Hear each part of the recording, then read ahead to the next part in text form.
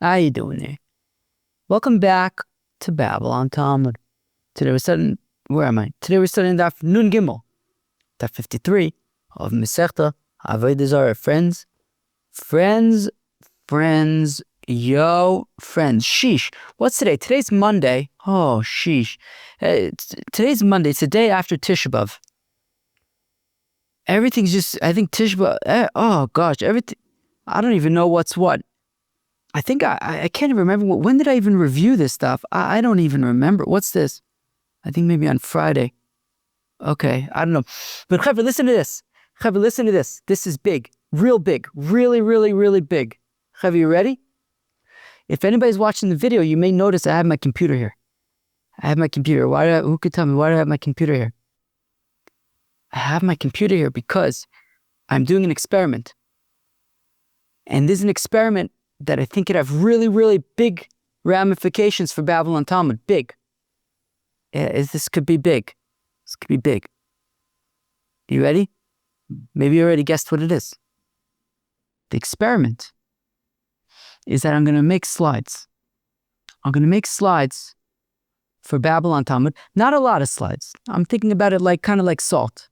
You know, you cook a dish, you just a little bit of salt sometimes is all you need. So not a lot of slides. But to start with, like today's daf, also because I had already prepared today's daf, and also there just isn't, I think, that much visuals so much on today's daf. But for example, today's daf would just have introduction slides and conclusion slides. That's it. The rest is the same. But for example, coming up in the next few days, on daf like Nun Hey, for example, that's in 2 days from now, we're going to be talking about wine vats. So whereas in the past, I would just like kind of like try to describe a wine vat, we can have a slide with a wine press and the different parts of it, and we could discuss actually the different parts of it. And we could look at it, and I can add that to the video, and I'll share the slides. I'll share the slides every day, so you can review with the slides or whatever if they're helpful. So it has the potential. I think it has the potential. To just kind of shake things up, to give something to look at, but also, when we get to Zvachim, and there's going to be the Beis HaMikdash and Korbanos and the Mizbeach, and then particularly in Chulin, I'm sure there's going to be lots of stuff with animals and stuff. So I think, anyways, the slides, I think this could be good. So I'm experimenting with it. Tell me how you like it or don't like it, whatever. And again, today's daf, there's not really going to be too many slides. Just really today's just introduction and conclusion slides. But let me know how you like it. But I'm sure over time there's going to be helpful slides. But again, I'm thinking I don't want to get too carried away with the slides. Just where I think where it would be helpful, we'll have things to be able that we could look at the same thing again on the same page. So without further ado, let's jump into the introduction. So the introduction begins with, so today's daf is daf Nun Gimel of Masechta Avodah Zarah. We are going to discuss who can nullify Avodah Zarah. This has come up already in the past of the Kochavim, Yidden. Who could nullify whose Avodah Zarah next? How to nullify Avodah Zarah? How do you do it? Now, we've talked about nullifying Avodah Zarah in different ways. I guess all of these kind of topics have come up, I guess, in different ways over the past few weeks. But today we're going to get, in the past when we've mentioned it, we've Davka quoted these Mishnayos that we're going to get to. Today we're going to learn 2 Mishnayos. So these Mishnayos have Davka been quoted in those discussions of who can nullify Avodah Zarah, how do you nullify Avodah Zarah next. Selling Avodah Zarah. Okay, what happens if you sell or I think even rent out Avodah Zarah? Or to make it a collateral. Anyways, Machlekes, Rebbe, and the Chachamim. We are going to get to that. That's probably going to be, I'd say the main kind of brain power sugya on today's daf, arguably. Maybe one of them. I don't know. And then Avodah Zarah via proxy. What does that mean, Avodah Zarah via proxy? Well, this also came up actually the other week. I'm not going to get into it too much now, but if like a Yid sets up Avodah Zarah, doesn't actually worship the Avodah Zarah, but then an Ovid worships it, but it's going to be in an interesting context, I think. That is what is in stock today for Masechta Daf Nun Gimel Masechta Avodah Zarah. So I'll tell you that. So that's really going to be it now for the slides until we get to the conclusion. But I think it's just it's I think this has the potential to be very helpful for us here at Babylon Talmud. Okay, friend, what? That's not chevra, friends, chens. Okay, chens. That's a pretty good word. All right, chens. We are going to start on the Nun Beis Amid Beis at the Mishnah, about 10, 15 lines from the bottom of the Nun Beis Amid Beis, about 5 lines into the wide line. Says the Mishnah, Ovid koichav mevatel avodas koichavim shelo v'shel chaverim v'yisrael mevatel avodas koichavim she'ovid koichavim. Okay. So an oived, so to get back to the question that we had in our introduction slide, who can nullify Avodah Zarah? The answer is an oived koichavim, not a yid. Yidden can't be mevatel Avodah Zarah, right? Of course, if they're trying to be mevatel their own Avodah Zarah, the Avodah Zarah of a yid can never be batel. And as the Mishnah says here, a yid cannot be mevatel Avodah Zarah of an oived koichavim either. Okay, so Yidden cannot be mevatel Avodah Zarah. Oivdei koichavim, however, can be mevatel Avodah Zarah. They can be mevatel their own Avodah Zarah. They can be mevatel other people's Avodah Zarah. The other Oivdei koichavim's Avodah Zarah. Ataka saw in the Rambam the other day. That it would dafka have to be an oivdei koichavim, which is taka very interesting. That meaning, right? That when we say, I don't know, I have the Rambam right here. Should I even look it up? Let's see. Where would it be? That would be. Where's Zayin? Perek Ches, Hilchas Avodas Koichavim, Halacha Tes. Perek Ches, Halacha Tes. Let's see if I can find it real quick. Oh, where is it? I went way too far. Talmud Torah. Avodah Zarah. Ches, Halacha Tes. Yes, what does it say? Uvilvat shei agoy amavatal oived Avodah Zarah. But misha eino oived ein bitulo bitul. You hear that? Again. What does the Rambam say? Uvilvad she'agoy, v'goy shebita avodah zarah bein shaloi bein goyim acherim bal korcho afal pisha ansu Yisrael al kach harizo betila. Oivdei koichavim, says the Rambam, giving vatal his own avodah zarah, or another avodah zarah is avodah zarah. Uvilvad she'agoy amavatal oived avodah zarah. The one who's being mavatal avodah zarah, he himself has to be an ovid of Avodah Zarah. So I guess, like, for example, a ger toshav, who is like, he follows the Sheb mitzvahs v'nei noach, he's not an ovid koichavim. So then, in the strict sense, so you can't be mevatel Avodah Zarah. Very interesting. I don't know where the Rambam gets that from, because I don't think that, have we seen that yet? I don't think that we've seen that yet together. But I'll call upon him. So anyways, so back in our Mishnah, Oived koichavim mevatel avodas koichavim shelo v'shel chaver. In Oived koichavim can mevatel his own Avodah Zarah, as well as his friend's Avodah Zarah, or the Avodah Zarah of another Oived koichavim. V'Yisrael ei mevatel avodas koichavim shel Oived koichavim. Whereas a yid cannot be mevatel Avodah Zarah of an Oived koichavim, and certainly not his own, because the Avodah Zarah of a yid is never batel. Hamevatel ove, where am I? Okay, fine. Hamevatel avodas koichavim mevatel mishamshel. That when one is mevatel avodah zarah, well, then also any kalim, anything in the service of the avodah zarah also is nullified. Bita mishamshel mishamshel mutarin v'asur. However, the inverse is not true. If one is mevatel the mishamshel, if one is mevatel is the kalim, the things that are in the service of the avodah zarah, well, only they are batel. The Avodah Zarah itself, what did we call that the other day? The main markulis, or whatever the Avodah Zarah is, so that remains intact, right? From Vatal, the Kalim, the Avodah Zarah itself remains intact. Says the Gemara, Masni le Rebbe Reb Shimon b'Rebbe. Okay, so Rebbe was teaching his son, Reb Shimon b'Rebbe, his son, Rebbe's son, Reb Shimon, like our Mishnah said, that an Oived koichavim can mevatel his own Avodah Zarah as well as his friend's Avodah Zarah. Omar le, so then Reb Shimon, his son Reb Shimon, says to him, says his father Rebbe, I guess he referred to his father as his name's Yehuda, right? So he wasn't calling him by his first name; it's calling him Rabbi, Rabbi, right? My teacher, whatever. Rabbi Shonis Lanu bi'aldu secha, but I don't know, it does sound like his son is talking to him in a way that sounds very official. But anyways, Shonis Lanu bi'aldu secha, you taught us when you were younger, in your youth, Ovid Chobin Vata Avodah Chobin Shelo V'Shel Yisrael. You hear that?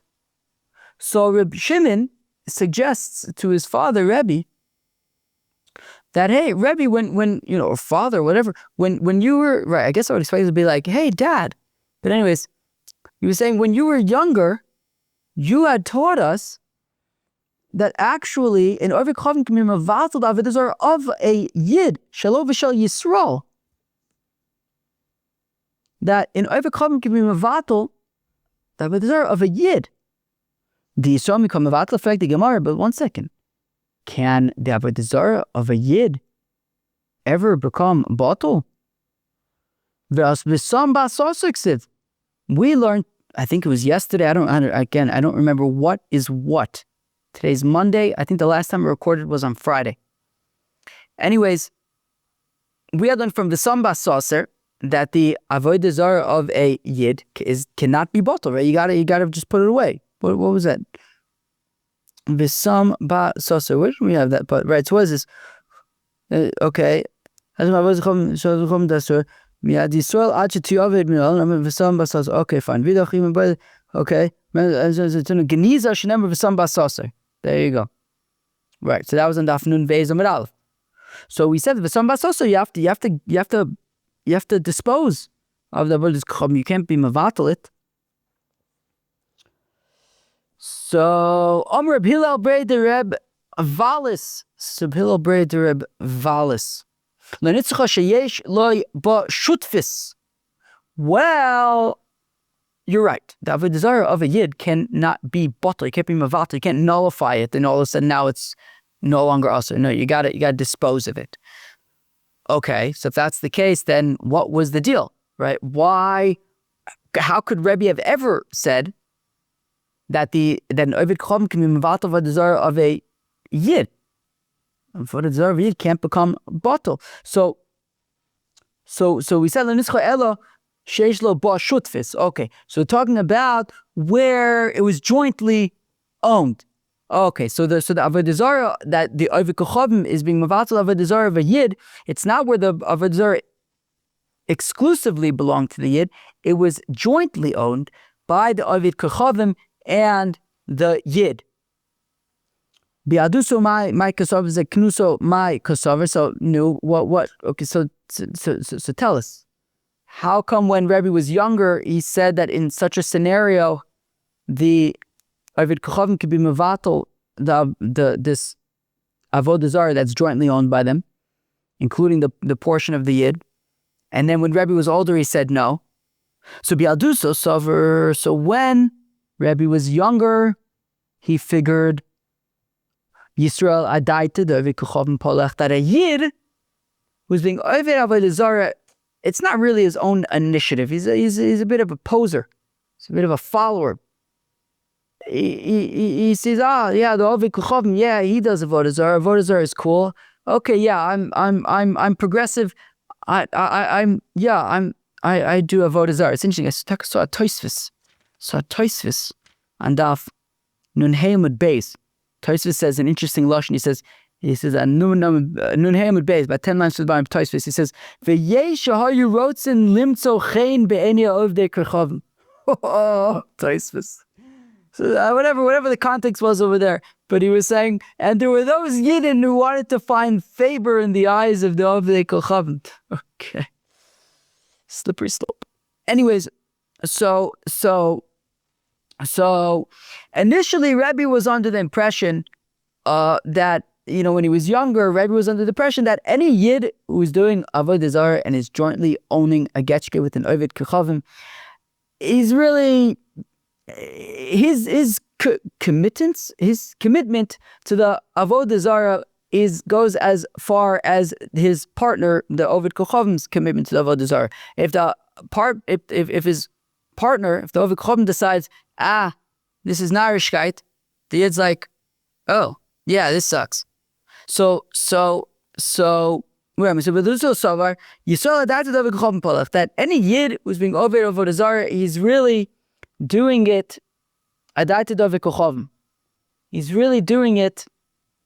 He's like leaning on the relying upon the Oved Kochavim. Give the Oved Kochavim mevatel dinafshe, and then when the Yid sees that the Oved Kochavim was mevatel his own portion, that Oved Kochavim like this hunk of junk doesn't do nothing.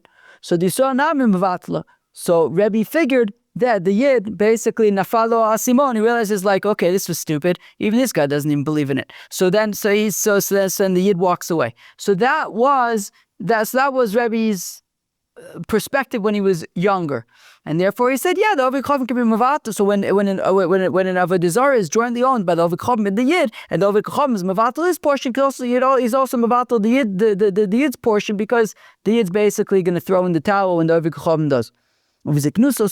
However, when Rebbe got older, he changed perspectives.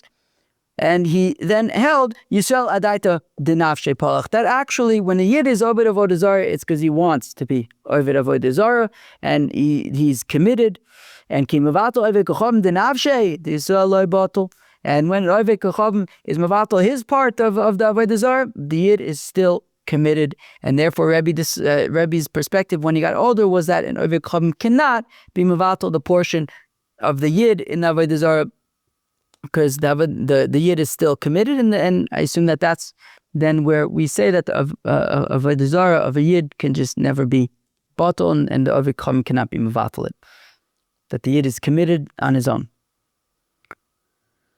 For those who teach Reb Hillel Breder Reb Valis, those who teach Reb Hillel Breder Reb Valis's insight about the joint ownership in the following scenario. That we say, that the Sefer says that a Yid cannot, the Sefer of the ratio, whatever, says that a Yid cannot be mevatel the Avodah Zarah of an Oved Kochavim. Pshita, it's obvious. It's obvious. Right? If you can't even, I think Rashi says somewhere, okay, where am I? I said, there was some who said it was obvious. I think the point of it being obvious is that he can't even mevatel, right? And yochel levatel chelko, shafilu shelo in yochel levatel. This Rashi at the top of Nun Gimel Medaleth, right? That it's obvious because if the Yid can't even be mevatel his own chelik, how is he supposed to be mevatel somebody else's chelik? So it's obvious that a Yid cannot be mevatel the Avodah Zarah of. If a Yid can't be mevatel his own Avodah Zarah, even forget about the jointly owned part. If he can't be mevatel his own Avodah Zarah that he has, so he can't be mevatel the Avodah Zarah of an Oved Kochavim, of course. Reb Hillel Breder Reb Valis, but this is where Reb Hillel Breder Reb Valis comes in, and he says, Lo nitzucha elo sheyesh lo ba shutfis, that it is needed for a scenario where they jointly own the Avodah Zarah. And we're saying that the Yid cannot be mevatel the portion of the Oved Kochavim Kamashvalan, and it's going to teach us that Yisraelu Deloik mevatel the Oved Kochavim, that it's the Yid who cannot be mevatel the portion of the Oved Kochavim. Aval Oved Kochavim the nafshe mevatel, but the Oved Kochavim can be mevatel, he can nullify his portion of the Avodah Zarah. Just the Yid can't be mevatel the Oved Kochavim's portion, but the Oved Kochavim can be mevatel his own portion. And that those who teach Reb Hillel Breder Reb Valis's mahalich about the joint ownership on the following Braise, Reb Shimon ben Manasseh, Yomi says Reb Shimon ben Manasseh, Avodas Kochavim shel Yisrael, in the B'tei lo ilamis, that the Avodah Zarah of a Yid cannot be bottled ever. My ilamis, what does ever mean? On Reb Hillel Breder Reb Valis le'nitzcha elo sheyesh lo le'oved Kochavim ba shutfis, that it is needed for a scenario where the Avodah Zarah is jointly on the Kamashman, and it's teaching us the Yisrael Adat Nafshe Palach, like we said earlier, that the Yid, when he worships Avodah Zarah, he does it, he has his own unique chelek, his own unique commitment to that Avodah Zarah, and the Oved Kochavim cannot be mevatel the portion of the Yid. Okay, right. Right, exactly. And it's teaching that when it's jointly owned, the Ovid Chavim cannot be mevatel the portion of the Yid, because the Yid has his own unique connection to that Avodah Zarah. Okay, now we get up to the next part of today's daf, is how to nullify Avodah Zarah. So says the Mishnah, Ketzad mevatla, how is one mevatel Avodah Zarah? Kata rosh ozna. All right, if you're cut off the top of its ear, rosh chotmar, the top of its nose. Ooh. Oh, I remember my friend Rafi Light. Who knows Rafi? Anybody know Rafi Light? So years ago, when we were in yeshiva, we were roommates in yeshiva. So this must have, this was been about 20 years ago. I think before Eliezer, he got an elephant. He got an elephant in Tzfas. I think he was nervous about a getchke. What did we know about getchkes? But I think he gave it a knock in the nose. I guess based on this Mishnah. Okay, Givaldig. So Rosh Chotam, if you chop off the nose, I guess it's trunk.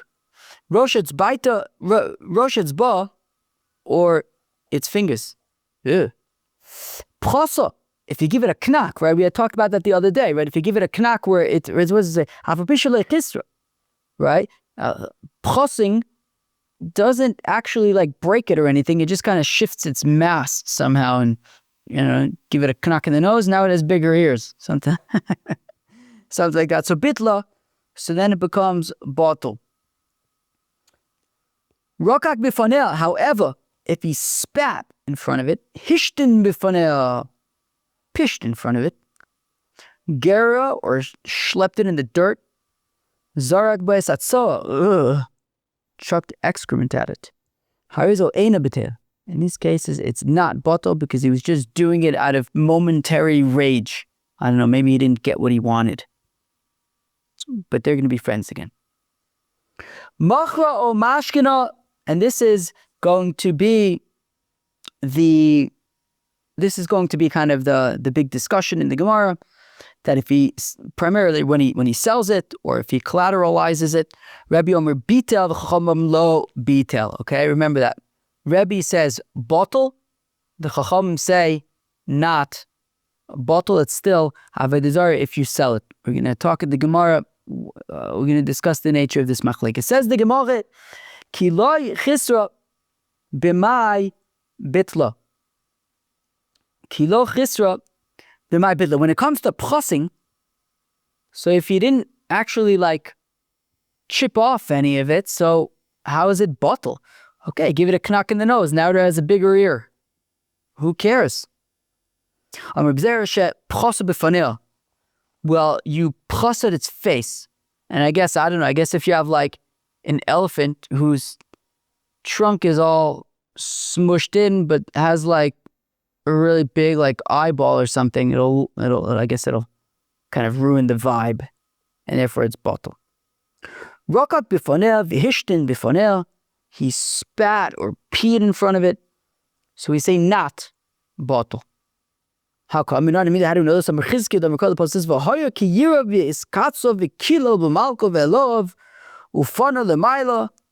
The pasuk says he's going to get all upset at his Avodah Zarah. He's going to be, starved and angry and cursing and thising and thating and all sorts of mandadik azachen. When it comes to Avodah Zarah, all of a sudden he's going to look up to the Rabbeinu Shalom, but don't be fooled. Before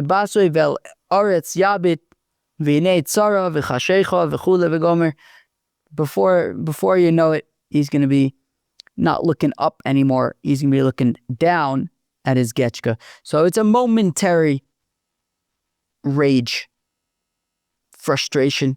I forgot the kilo malko veloab, even though he cursed his king and his God, ufana l'mayla, and he's looking up towards the Rabbanan Shalom, el eretz yabit, he's still going to be looking down, searching around for his familiar getchke.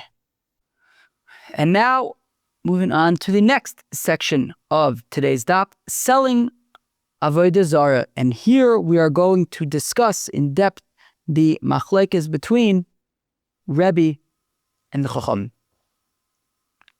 Okay. So, if one sells his Avodah Zarah, right? So, okay, so you have an Avodah he has Avodah Zarah and he sells it. Or he makes it a collateral for a loan. So the shaila is, by selling his Avodah Zarah, by making it a collateral, is that an indication that he's not worshiping it anymore? It doesn't, if it was his God, would you set your God as a collateral to your loan? Would you sell it to somebody else? Sell your God? This is Iri Amr B'Yechanan Rabbi Abba Amar Rav. Machlokes between Rabbi Yechanan and Rav. Chad Amr machlokes b'tzorif ovei kochavim aval b'tzorif yisod ve'akol bitav. Chad Amr b'tzorif yisod machlokes iboilu b'tzorif yisod machlokes aval tzorif ovei kochavim ve'akol bitav aduma bein bazim machlokes. Woo! Roll up my sleeves. I suggest you do the same, and let us get at it. Chad Omar, one opinion is machlokes b'tzorif ovei kochavim, that this machlokes is when it's sold to a tzorif ovid kochavim.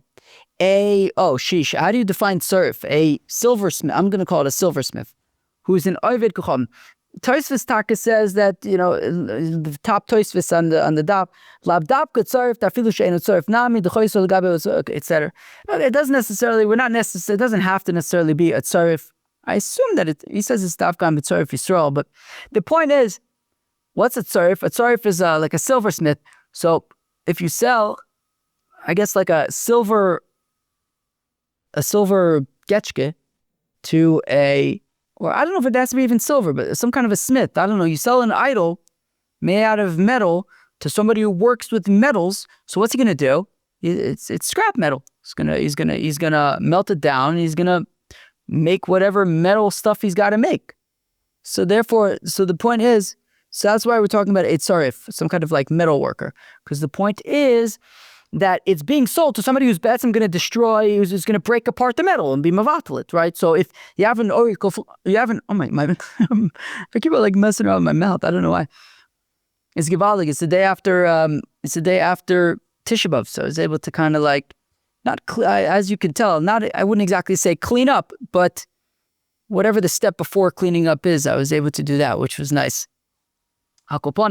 So the point is, if an Oved Kochavim is selling his Avodah Zarah to some kind of metal worker, and what do metal workers do? They break metal down. So the question is, like, is that going to be mevatel the Avodah Zarah? So we saw that is so if you're selling the Avodah Zarah to such a person, is he indicating that he's mevatel it? So Rebbe had said in our Mishnah bottle, the Chum said not bottle. Now we're getting into more detail, and the first suggestion is to say that the machlokes, what was it? So Chad Omar machlokes b'tzorif oved kochavim. So the machlokes is when he's selling it to a worker. He's selling it to what should we call it? Tzorif. Whatever, some kind of craftsman. I'm gonna call it, I'll call it maybe a tzorif or a craftsman or something, a metal worker. That he's selling it to a metal worker who's an Oved Kochavim. So Davka there, the Chachamim say, okay, he's selling it to Oved Kochavim, so he's not actually Mavatal the Avodah Zarah. Why? Because, he's hoping that, it's a craftsman, it's a metal worker, but he's a fellow Oved Kochavim. He's not going to break it. He's not going to break it up. Whereas Rebbe still says, no, bottle. If he's selling his Avodah Zarah to this metal worker, bottle. However, Aval B'tzorif Yisrael, but if the Oved Kochavim sells his Avodah Zarah to a Jewish metal worker, what does he expect? Of course he's a metal worker. Metal workers break down metals. He's also Jewish. He does observe that Avodah Zarah. Of course he's going to break it down. And therefore everybody agrees in that case, bottle. Of course, bottle. So that's one perspective. Right? So if you saw the call bottle, everyone says bital there. Fine. Vichad Omar, now the other perspective, of course, at least partially, of course, the other perspective is B'tzorif Yisrael machlekes. That actually the machlekes is by Tzorif Yisrael, that Davka there, that's where Rebbe says bottle, because an Ovid Kochavim is selling his Avodah Zarah to a Yid who's a metal worker. I mean, of course he's going to be breaking it down. Of course that's bottle. Whereas the Chacham say, no, even so, I think we maybe even get to this a little bit later. No, it's expensive. Hopefully he'll sell it to somebody else. Right? So the Ovid Chacham isn't actually going to be Mevatel, even if he is, according to the Chacham, even if he's selling the Avodah Zarah to a Jewish metal worker. However, so now the Shaila is, because we said, the Machlekes is when the Ovid Chacham sells his Avodah Zarah to a Jewish metal worker. But he doesn't say what happens if the Ovid Kochavim sells the Avodah Zarah to a non-Jewish metal worker. He simply doesn't say it. So the question is, do we say, well, just like in the Reisha, the flip side was that everybody agrees. So do we say, okay, but if he sells the Avodah Zarah to a metal worker who is an Ovid Kochavim, everyone agrees he's not Mevatel? Or do we say, no, there is also Machlokes. That according to this sheet, the Machlokes is also by when an Ovid Kochavim sells to a Jewish metal worker. Meaning, in the ratio we had said that the Machlokes is when the Ovid Kochavim sells his Avodah Zarah to an Ovid Kochavim metal worker, but by a Jew everybody would agree that bottle. And then the other opinion is saying, no, even when he sells it to a Jewish metal worker, it's still a machlokes. So that's the shaila, right? That when this second opinion says that the machlokes is when the Avodah Zarah is sold to a Yid, is it saying that just like in the ratio, the flip side was that everybody agrees when it's sold to Ovid Kochavim? Or is it that it's saying, no, also when it's sold to a Yid? The ratio said the machlokes is by when it's sold to Avodah Kochavim, and this is saying that actually even when it's sold to a Yid, also it's a machlekes. It's kind of technical stuff. I was thinking should make a slide for it, but this kind of a thing, I don't know how much.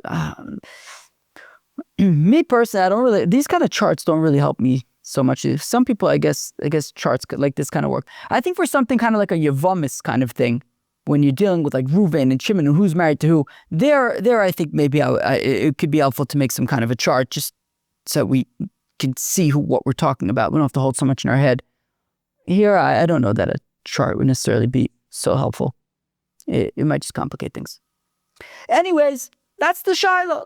And that's what we're really going to focus on now for the next little bit is basically, is the machlokes between Rebbe and the Chachamim in all scenarios? Right? That when the machlokes says, when the Mishnah says that if an Ovid Kochavim sells his Avodah Zarah, and Rebbe says bottle, the Chachamim say not bottle, we're trying to figure out, is that regardless of if he sells it to an Ovid Kochavim or a Yid? That's what we're trying to figure out. All right. Yeah, a little technical, but we're going to go weiter. Okay. Tashma, come in here. Here we go. Not so hard. The Amar Rebbe says, Rebbe, Nirin Divarai Kishemachra Lichabala Vidivrei Chavere Shemachra Leovda. My lechabla u'may leovda. Ilem lechabla mamish leovda, etc. Let's do that slowly. Tashma, come in here. The Amar Rebbe says, Rebbe, this is very interesting. This is important.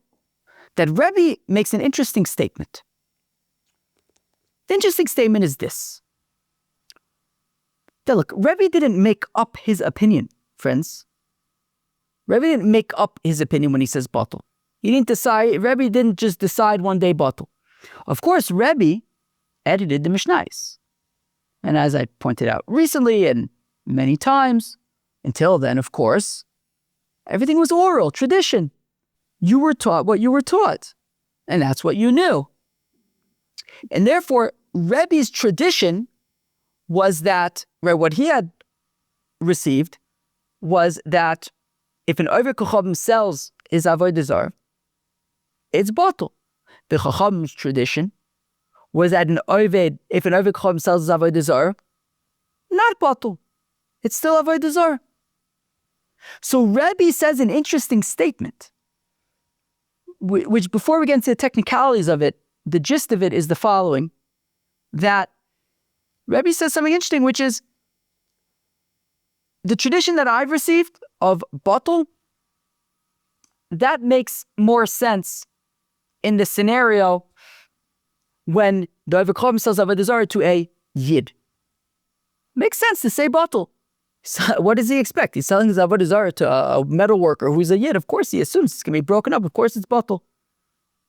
So what's Rebbe saying? He's saying, look, there's an argument between me and the Chachamim when it comes to an Oved Kochavim who sells Avodah Zarah to a Yid. The Chachamim say not batul. I say batul. The truth is, I'll tell you, in that scenario, I think that my opinion makes more sense. But I'll tell you something else, says Rebbe. That when an Oved Kochavim sells Avodah Zarah to another Oved Kochavim, there the Chachamim say not batul.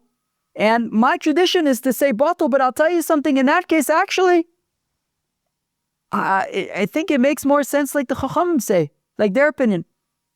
In that case, when an Oved Kochavim sells Avodah Zarah to a fellow Oved Kochavim, it makes more sense. Look, my tradition is to say batul, but it makes taka more sense, I think, like the Chachamim, that it's not batul. Selling it to a fellow Oved Kochavim, the Oved Kochavim hopes that the Oved Kochavim is going to worship it as well. So what do we see from there? I'm doing this outside because there's like layers to the Gemara, but this is the gist of the Gemara. So what do we see from there? We see that the machlokas is in both scenarios. That Rebbe and the Chachamim argue both when the Oved Kochavim sells the Avodah Zarah to a Yid, as well as when the Oved Kochavim sells the Avodah Zarah to a fellow Oved Kochavim. The machlokas exists in both scenarios, and Rebbe is saying, I'll tell you, I think my opinion makes more sense when sold to a Yid, and the Chachamim's opinion makes more sense when sold to an Oved Kochavim. But what do we see? We see that the machlokes is in both scenarios. So if we asked a minute ago that according to the second opinion, when he says that the machlokes is by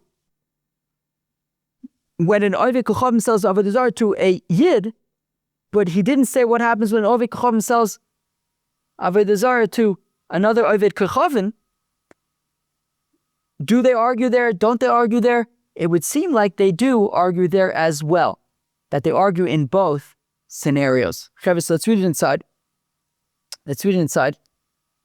Tashma, come here. Da'amar Rebbe, says Rebbe, Nerin Devarai.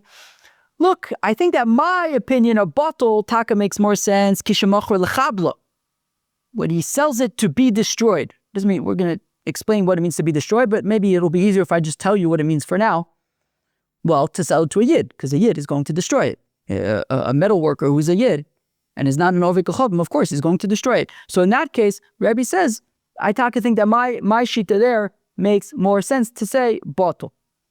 But I admit that I actually think that my colleague's perspective, the perspective of the Chachamim, the opinion of the Chachamim actually makes more sense, shemacha le'ovda, when it is sold to be worshipped, i.e. to an Oved Kochavim who's going to worship it, or will hopefully worship it from the perspective of the Oved Kochavim. Says Rebbe, in that scenario, I think it makes more sense, like my disputants, like the Chachamim say, that it's not batul in that case. It's still Avodah Zarah. My lechabla, my leovda. So now, what does it mean? Again, I told you there's like layers here, but I was kind of like just fast forwarding us so we could just know what we're working with going into it. But anyways, my lechabla, so what does it mean to destroy it? My leovda, and what does it mean to worship it? If to destroy it means like literally to destroy it, that literally the Oved Kochavim is selling his Avodah Zarah to be destroyed, okay, well then there's no machlokas, obviously it's batul. Le'ovda mamash, and if you're going to say that it means literally to be worshipped, again, there's no machlokas, obviously it is going to be not batul, it's going to still be a valid Avodah Zarah if it's literally being sold to be worshipped. So my Talmud demand damar bitel, my Talmud demand damar lo bitel, right? So if you're saying it's literally being sold to be worshipped, then how could anybody say that it's batul? It's being sold literally to be used as Avodah Zarah. And if it's being sold to be destroyed, how can anybody say that it is still Avodah Zarah, that it's not batul? I mean, he's literally selling it to destroy it. Ela lab lechabla lemi she'osid lechabla umanu sarif Yisrael. Rather, what does it mean when Rebbe says that I I think that my opinion of batul makes more sense when it's lechabla. It means to somebody who is most likely going to destroy it. A yid. Yid's not an ovid kochavim. He is a metal worker and he has no need for this Avodah Zarah. He's most likely going to break it down. And therefore, says Rabbi, I think in that case, my opinion actually is more appropriate. Le'ovda, l'misha ase le'ovda. And to worship it means to somebody who will likely in the future worship it. Umanu tzarif ovid kochavim. That's an ovid kochavim, metal worker. And it says, Rabbi, in that case, taka, I think that the Chacham, even though I argue with the Chacham there, I think that their opinion makes more sense there because it's selling it to an Ovik Chacham who will likely worship it. So the Ovik Chacham, when selling it, was not mevatel. It makes more sense, like my colleagues there. Vishma mina bein bazov and bazov machlokes. So we see that the machlokes is in both scenarios. Machlokes is in both scenarios. The Rebbe and the Chacham argue in both scenarios, and Rebbe is saying that he thinks that his own opinion makes more sense when sold to a yid, but that the opinion of his disputants, the Chacham, makes more sense when sold to an Ovid Kochavim. So the Gemara says, lo. The Gemara says, no, it does not mean that the machlokes is in both scenarios. Hachi ka'amar, this is what Rebbe is saying. Amar Rebbe says, Rebbe, nirin devarai lichaverai, that my opinion, nirin lichaverai. How do I even translate that? How do I translate it? Basically, what Rebbe is saying is that the Chacham agree with me. Kilu, my opinion of batel, near in lechavera, the Chacham agree with me that batel. That my colleagues, the Chacham, actually, they see my opinion, they say, oh yeah, that's right. Kishamachor lechabla, when it is sold to Umanu tzarif Yisrael, when it's sold to a yid. Shav chavere lo nechliku olay ela kishemachu le'ovda. Aval lechabla moduli. No, so rather, don't infer from Rebbe that the machlokes is in both scenarios. No, what Rebbe is saying is that when it comes to the Ovik Chacham says Avodah Zarah to a yid, the Chacham agree with me there. Everybody agrees there, batul. The machlokes is only when it's sold to an Ovik Kochavim. In that case, the Chachamim say lo batul, but Rebbe maintains batul in that case as well. Meisved, but we have a question on that. Halakech grutaos mina ovdei kochavim, that if a yid buys a bunch of like scrap metal, like pieces of metal from an ovdei kochavim, umatzaboyin avodas kochavim, and in the sack of metal shards or whatever, he actually finds a getchka. He finds an Avodah Zarah. So here we have a scenario where an Ovid Kochavim sold Avodah Zarah to a Yid. Now, remember, Rebbe had just said, or we wanted to explain Rebbe as saying, that the Chacham agree with him when it comes to Avodah Zarah that was sold to a Yid, that everyone would say batul there. So now what just happened? We just had a scenario where an Ovid Kochavim sold a sack full of scrap metal to a Yid, and lo and behold, there was an Avodah Zarah in there. So basically, what do we see? An Ovid Kochavim sold Avodah Zarah to a Yid. Okay. I think it was that, right. And I think that this is, Tosfos, I think, brings us as a proof when he said earlier that lab davka, that it was sold to a metal worker, because this guy isn't necessarily a metal worker. I don't know what he's planning to do. Maybe he's a hobbyist. But anyways, what's about Avodah Zarah? Im ad sheloi nosan ma'os moshach. If he hadn't yet paid for the, right, so he took the sack, but he hadn't yet paid for it, yachzir, he can return it to the Ovid Kochavim. Im mishanasan ma'os moshach, but if he had already paid the Ovid Kochavim, yolech liam amelach, well, then he can't return it to the Ovid Kochavim, because then he'll return it to Ovid Kochavim, then he'll get his money back and whatever, and it'll look like he's basically selling it, so it'll be a problem. But if he hadn't yet paid for it, he can give it back to Ovid Kochavim, so that the Ovid Kochavim can be mevatel it for him. So what do we see? So we see that an Ovid Kochavim sold Avodah Zarah to a Yid.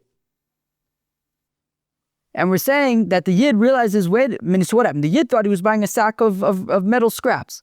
He finds that there's actually an idol in there. So we say, as long as he hasn't paid for it, run back to Oved Kochavim, give the idol to Oved Kochavim, say, Oved Kochavim, be mevatel the idol so that I can have it. Be mevatel Avodah Zarah. So what do we see? We see that even though the Oved Kochavim sold the Avodah Zarah to the Yid, it was not batel. Now we had just wanted to say that if an Oved Kochavim sells Avodah Zarah to a Yid, it is batel. Everyone agrees it's batel. So Yomi b'shlam b'tzayif Yisrael machlokes. So if we say that actually the machlokes is also by a tzayif Yisrael when it's sold to a Yid, that there the Chachamim would say it's not batel even then. Okay. Hamani Rabbanani. So then this Bryce is like the rabbis. They have a Oved Kochavim sold Avodah Zarah in the scrap metal to a Yid. The Yid runs back to Oved Kochavim and says, can you please be mevatel Avodah Zarah for me? Because it's still Avodah Zarah, even though it was sold to a Yid. It's like the Chachamim. So Eli Amar b'tzarif Oved Kochavim machlokes, ava b'tzarif Yisod v'akol bitel. But if it's like we wanted to say, that the machlokes is by when it's sold to an Oved Kochavim, but everyone would agree when it's sold to a Yid, batel, Hamani. Well, then who's the author of this brisa? Because if everyone agrees apparently that when an Oved Kochavim sells Avodah Zarah to a Yid, it's batel, so why would the Yid have to run back? Like, what are we even concerned about? So Shani Yosim Dadaita the Gruto Zovin Adaita the Avodah Kochavim Lozovin. It's the apples and oranges. How come? Well, the Mishnah and what the Machlokes Rebbe and the Chacham, that's talking about when Oved Kochavim takes his getchke, takes his Avodah Zarah and Mamish sells it to a Yid. Takes the Avodah Zarah, sells the Avodah Zarah to a Yid. You can argue that everyone agrees in that case he's being mevatel. A case where the Oved Kochavim sells a sack of metal scraps to a Yid and hidden in the sack is Avodah Zarah. You didn't even realize that he was selling the Avodah Zarah. So in that case, it's not batel, and the Yid runs back and says, hey, keep him vatel for me. But you could still say, though, that in a scenario where, so I mean, it's unresolved per se, but it sounds like where the Gemara lands here, we're still assuming that you can say that the machlokes is davka when the Avodah Zarah is sold to an Oved Kochavim, but everyone would agree that when the Avodah Zarah is specifically, explicitly sold to a Yid, everyone would agree, batel.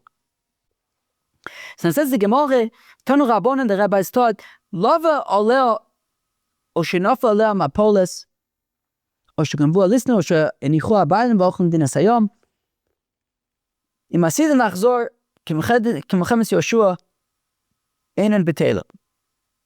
Okay, let's read it again. Tanu Rabbanan, the rabbis taught, Lava aleh, if an Oved Kochavim takes out a loan and as collateral, he says, okay, right, he loans against his Avodah Zarah. Or I think it means like his house collapsed on his Avodah Zarah. His house collapsed on his Avodah Zarah. And he says, oh, well. And he goes on with his life. It doesn't seem like he's particularly involved in trying to do whatever he can to extract the Avodah Zarah. Or sheganvu listin, or it was stolen from him and he's not chasing after them as fast as he can. He says, oh well. Or the owners of the Avodah Zarah decided that they were traveling someplace and they left the Avodah Zarah. So if they are intending to come back for it, and I think it applies to basically all the scenarios, I think the most obvious case is when they leave their house and they go travel someplace, if they're planning to come back, so then it's not batel, right? So ain't a batel, it's not batel. Or if the house fell down on it, but they're planning to come back later, not batel. Okay. Okay. Now, we had said something very interesting. So Gemara is going to talk about what exactly does that mean, Milchemes Yoshua, and that's where the proxy part comes in. It's very interesting. But anyways, so we say, like during the times of Yeshua. Now, the interesting thing is, well, what meaning like the Amorim, during the times of the Melchemes Mitzvah for Eretz Yisrael, during the times of Joshua. So, over there, the Amorites, they left their homes, but they didn't come back. So why are we bringing this as a scenario for if they are going to come back? The Gemara is going to talk about it. Anyways, so we have these scenarios, the house fell down, it's stolen, whatever. So we say, look, if he's going to go back for it somehow, so then not bottle. Now, we needed all 4 of these scenarios. When he lends against it, when the house falls down on it, when it's stolen from him, when they go on a trip to Medina Sayyam, we need all 4 scenarios. How come? Because if we only had the scenario of where he loaned against it, and we say not bottle, zabna, lo bottle, you can say, well, he didn't sell it. Okay, he needed money. So it says he was even willing to lend against his Avodah Zarah, but you didn't. If you sold the Avodah Zarah, okay, and I can understand bottle. So, right, so I would say bottle. But here he didn't actually sell it, so I can understand why Eina Betela. He still has it. So it's not bottle. But if a house fell down on it and he doesn't seem to be particularly motivated to extract it, from the fact that he's not turning over every stone, leaving no stone unturned in order to retrieve his beloved Getchke, he's just kind of be like, oh well, same batuli batla. So I'll say it's bottle. So tzricha, therefore we have to say that no, in that case, also it is not bottle, I guess, so long as he is, because he can always come back and get it later. And if we had the scenario of where the house fell down, and we say it's not bottle, mishum desaver, hamanchas kol ema debaina la shakilna. He says, well, I know where the getchke is. It is not going anywhere. It's buried under rubble.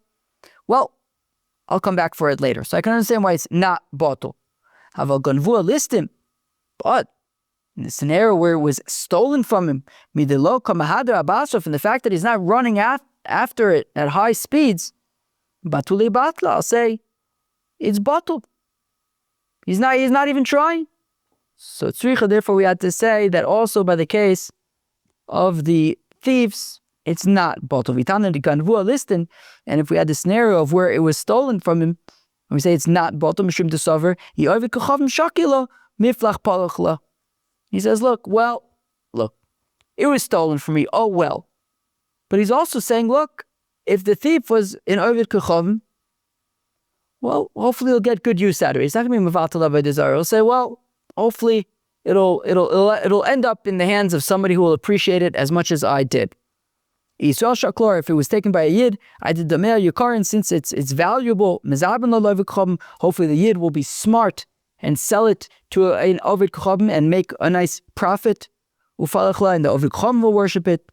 So therefore, even when it's stolen from him and he doesn't know what's going to be with it and he's not chasing after it, he's still hoping that it will end up in the home of a nice Ovid Kochavim. So he's not mevatel. But if the owners went traveling far away on a ship someplace, and they didn't take their Avodah Zarah with them, they left it in their house, they didn't take it with them. So with shaklu ba'adayu, for the fact that they didn't take it with them, batulu, of course they're mevatel. Tzricha, we say no, as long as they're planning to come back for it later on, at some later point, but they're planning to come back, and they'll be reunited with their Avodah Zarah there as well, it is not bottle. So we needed all 4 scenarios to say that in each of the 4 scenarios, the Avodah Zarah is not bottle. And now we get up to the final portion of today's daf, the Avodah Zarah via proxy. Okay, Avodah Zarah via proxy. Here we go. Where are we? Who could tell me where we are? Im asidan lachzor ki milchemes Yoshua eina betela. Oh, okay. What? Okay, he's taka very interesting. So there's taka Tosfos over there. I learned Tosfos on Friday night. I was behind. I'm always behind. Now that I'm learning Tosfos, I'm always behind. And as the Shabbos came in, I was still reviewing this stuff. So I came back between Mincha and Ma'ariv, and I was learning. There's a shir there by the Beit Chabad that I go to. I told you about both Rav Segel's and Rav Aaron Dober Segel. So he, on Friday night between Mincha and Kabbalah Shabbos, he gives a shir in Likutei Torah. It's gewaldig. Mamish, the highlight of my week, which I always miss. No, it's mamish the best. I mean, the opportunity to sit there in the same room with Rav Segel while he's learning the Likutei Torah, I mean, sheesh, that is pretty awesome. But I'm behind them. Let me tell you. Anyways, so where are we? So Friday night, in between Mincha and Ma'ariv, I came home to learn, and I learned this Tosfos. First, I was learning the Tosfos. I was kind of, trudging through it. I was like, okay, no. Then it hit me. I was like, wait a second, this Tosfos is everything. I was so happy about this Tosfos. Anyways, we're not going to learn Tosfos inside, because Tosfos is really just explaining the Gemara. When I was learning the Gemara, I had a question, and just Tosfos just brought everything together really beautifully. Here we go. So now,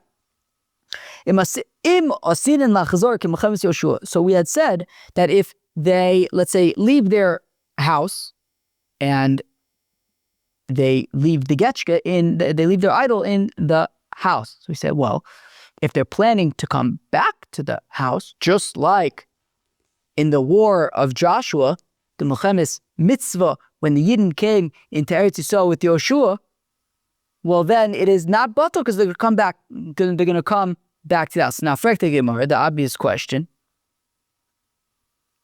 Midi Milchemes Yoshua Mehadar Hadar? What do you mean? Any of the Amorites who left their houses to go fight in the war against the Yidden when they came to Eretz Yisrael did not come back to their homes. What are we talking about? Why is that the example of coming back home? They didn't come home. So this is what it's saying. Im asidin lachazor hareyu ke milchemes Yoshua. No. What happened in milchemes Yoshua? Well, those Amorim who left their homes to go fight, they thought they were coming home. They were planning to come home. So asidin lachazor, if they're planning to go back, hareyu, well, then it is similar to milchemes Yoshua. Well, it's like during the milchemes Yoshua, when the Amorim left their homes, they were also planning to come back. So if these people who leave their homes are planning to come back, just like the Amorites were planning to come back, well then, Eina Betela. Ve'ein Betela, fine. Where am I? Areu k'machem Yoshua ve'ein la Betela.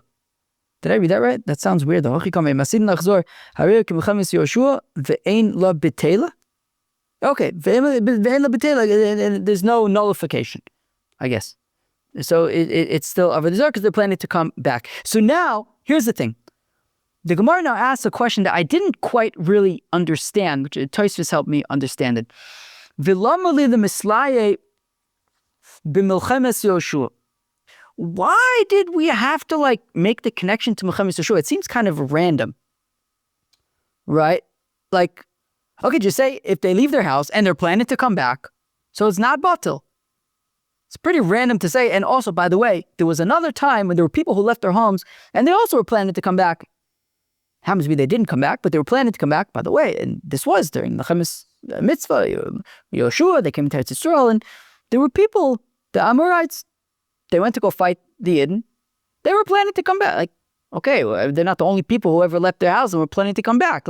It seems kind of random. So says the Gemara, okay, fine. So milsag of orche kamash malon.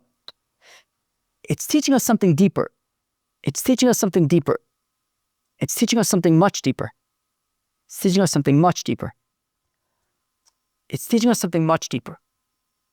That yes, during the Milchem, yes.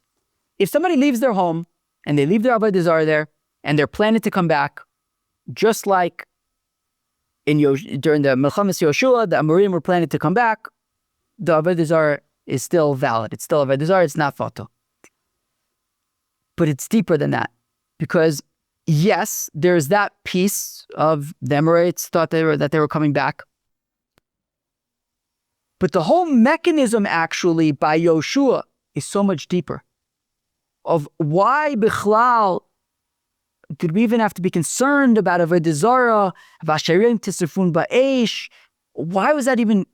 Why did we even have to be concerned about Avodah Zarah Bechlal when the Yidden initially came to Eretz Yisrael? And it gets deeper. Let's see. Here we go. Why do you have to make the connection here to Mechamis Yeshua? Because Milsa Agav Orchi Kamashman. Yes, on one level, on the superficial level, sure.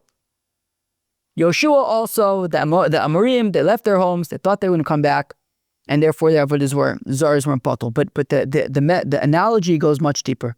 It's teaching right Milsag of Orcha Kamashmalan that by way of making the connection to Yoshua to say they also left their house planning to come back, it's teaching us another thing. Kihada Amar of Yehuda, that Amar Rav, that Yehuda said the name Rav, we saw this the other day on Daf Mem Vav, a week ago. Yisrael shezakaf levena l'shtach v'isla, that if a Yid takes a brick and he stands it upright with the intention that he is going to prostrate himself before the brick. Good idea. He's going to prostrate himself before the brick, but not a moment went by, and comes an Ovid Kuchavim and he bows down to it. So meaning the Yid had erected the brick to prostrate himself towards it, to bow down to it, but he didn't do it. He was going to, but he didn't. Now, I guess that this would be according to the opinion who says that if you stand it up as Avodah Zarah, it doesn't make it Avodah Zarah immediately, right? I think that's the whole point, right? Well, what did we say? I'm in Vav. I hope I got that right. I would be so confused if I didn't get that right. I'll leave it my dama. Yeah, exactly. Like, sheesh, that would have confused me. Okay, anyways, so you have a Yid who stands up this Avodah Zarah, this brick, in order to bow down to it, but he doesn't bow down to it. Now, again, according to the opinion he says, right, because there was a machlok. We saw, oh yeah, of course, we saw machlok. Rabbi Kiva and Rabbi Yeshua, right? Yeah, Rabbi Kiva and Rabbi Shmuel. Right, so there's a shaila of, if you make an Avodah Zarah, does it become Avodah Zarah immediately, or do you have to bow down to it? So if you assume that it's not Avodah Zarah immediately, you have to bow down to it, and he hasn't yet bowed down to it, but then comes an over Kuchabim, and he bows down to the brick before the Yid does. So the shaila is, it doesn't become Avodah Zarah? The answer is yes. You saw Shazakav Levena L'Shtach V'Zlo, a Yid who had stood up this brick to bow down to it, but he didn't bow down to it. But comes an Ovid Kuchabim, bows down to it, Osra, it is now Osir, Minolan. And how do we know the halacha? We know the halacha from Yoshua. What about Yoshua? Minolan to Osir, I don't know, it's Osir. Amr Rabbalazah Ketchila Shel Eretz Yisrael. Like when the Yidden initially came to Eretz Yisrael. The Amr Rachmano, that the Pasuk says, Vasherim Tisrafun Ba'esh, that when the Yidden come into Eretz Yisrael, you're going to find Asherah trees over there. You need to burn them all down to the ground. But the Gemara asks a marvelous kasha. Who does Eretz Yisrael belong to? Does it belong to the Amorim? At the Bris Ben Abasarim, did the Rebbeinu Shalom promise Eretz Yisrael to the Amorim? No. The Rebbeinu Shalom promised Eretz Yisrael to Avram by the Bris Ben Abasarim, by Bris Milah for sure. The Rebbeinu Shalom promised Eretz Yisrael to the Yidden. So therefore, a person can't make something also that doesn't belong to him. So how could, I don't understand how the Yidden were supposed to come into Eretz Yisrael and find all this Avodah Zarah, these Avodah Zarah trees that they have to destroy? I mean, Eretz Yisrael and all of its trees belong to the Yidden, not to the Amorim.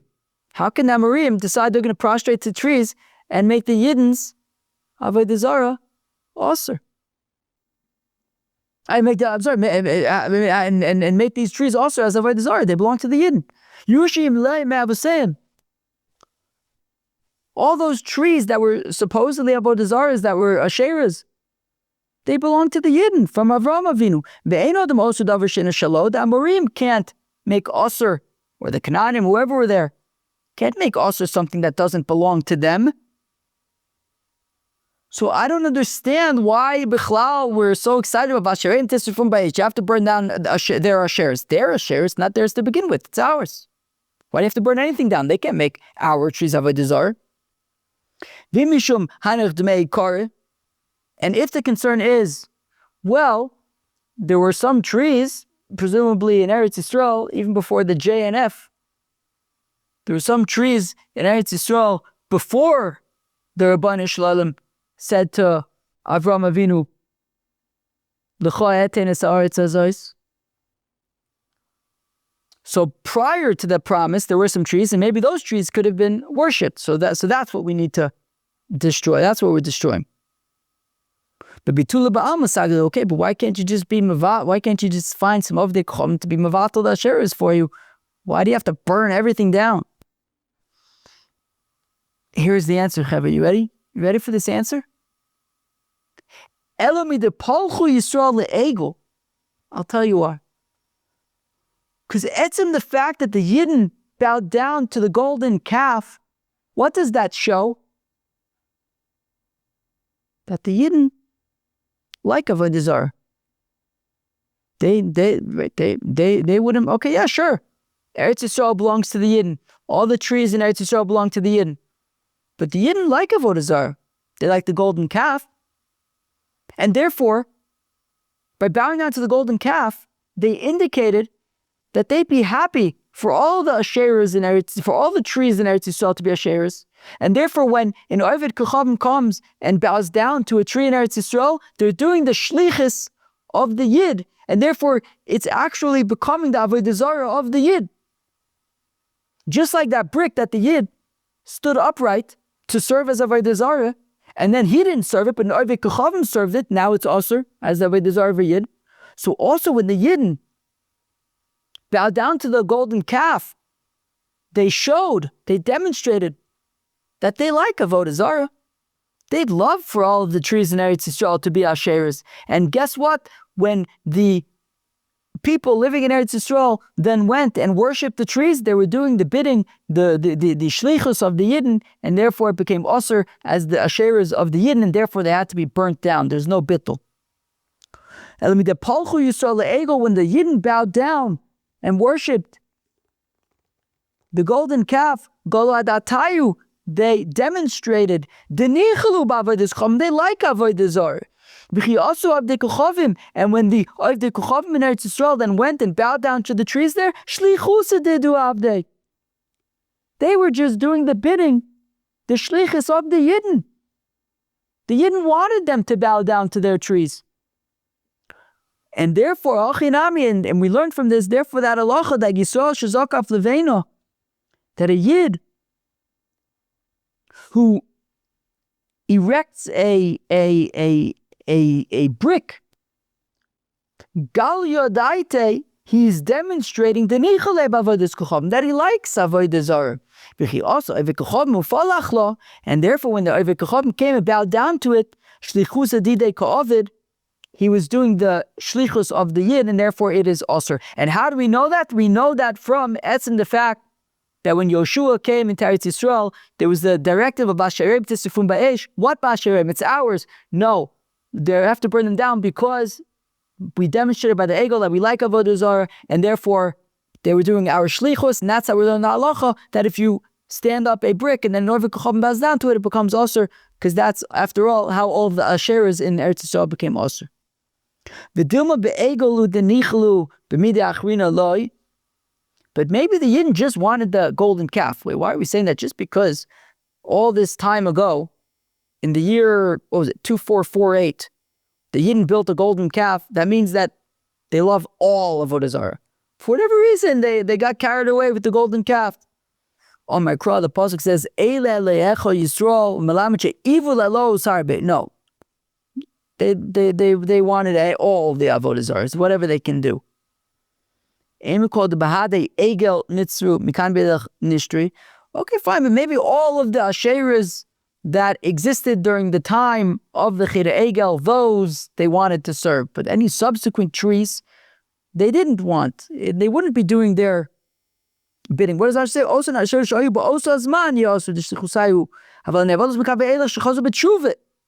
So not all trees forever, but sure, maybe at that time period. But why are we saying that all trees forever have to be burnt down?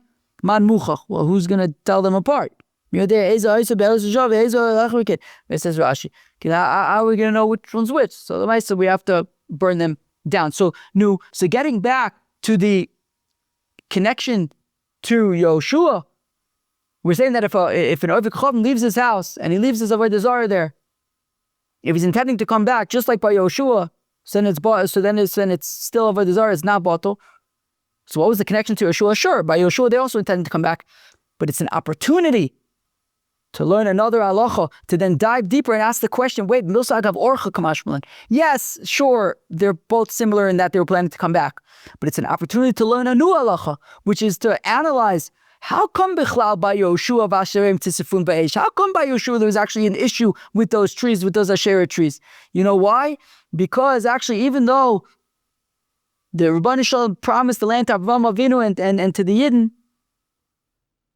indicated by the Egel that they like Avodah Zarah, and therefore actually the whoever lived of the Chacham living in Eretz Yisrael actually were doing their shlichus, and therefore it was their Avodah Zarah. And from there we then learn out this halacha that Rav Yehuda Amarav says that if one erects a brick to bow down to it, and he doesn't bow down to it, but Oved Chacham bows down to it, we see that he's just doing his shlichus, and therefore the brick is osur. All right, we'll stop here. That was the Nun Gimel of Masechta Avodah Zarah. We have our conclusion slides over here. So we begin with who can nullify Avodah Zarah. We start with the Mishnah and Daf Beis, who can nullify Avodah Zarah. But etzem, where we got to is that a Gentile can be mevatel, Oved Chacham can be mevatel the Avodah Zarah of another Oved Chacham, whether it's his own, whether it's another Oved Chacham. He can be mevatel Avodah Zarah. Right. Then we got into Rebbe when he was younger. He thought that right in the joint ownership. Maybe I could have included that in the slide. But anyways, okay. Basically, at the end of the day, an Oved Chacham can mevatel his own Avodah Zarah as well as the Avodah Zarah of another Oved Chacham. How to nullify Avodah Zarah? Right, we said give it a knock in the nose or something like that. Okay, breaking it. We say spitting, peeing. That won't do it. That's only temporary rage. Now, selling Avodah Zarah. So we saw machlokes in the Mishnah when it comes to selling Avodah Zarah between Rebbe and the Chachamim. Rebbe had said it is bottle, it is nullified. The Chacham had said not nullified, it is not bottle. We then saw so then we saw a machlokes in the Gemara about where there's a machlokes between Rebbe and the Chacham. Be'etzem, the two ones that we really walked away with were either to say that selling to a Jew or a Gentile, right? That if the Oved Chacham is selling his Avodah Zarah, whether to a Jew, whether to a Yid, whether to Oved Chacham, in both cases, the machlokes applies. Rebbe will say bottle, Chacham will say not bottle. But I think kind of really where the Gemara resolved, I thought was really to say selling, when you sell to an Oved Chachamim, that is where the machlokes is. But if you sell it to a Yid, then everyone would agree that it is bottle, because the Yid is going to basically break it down. And finally, we ended off with Avodah Zarah via proxy.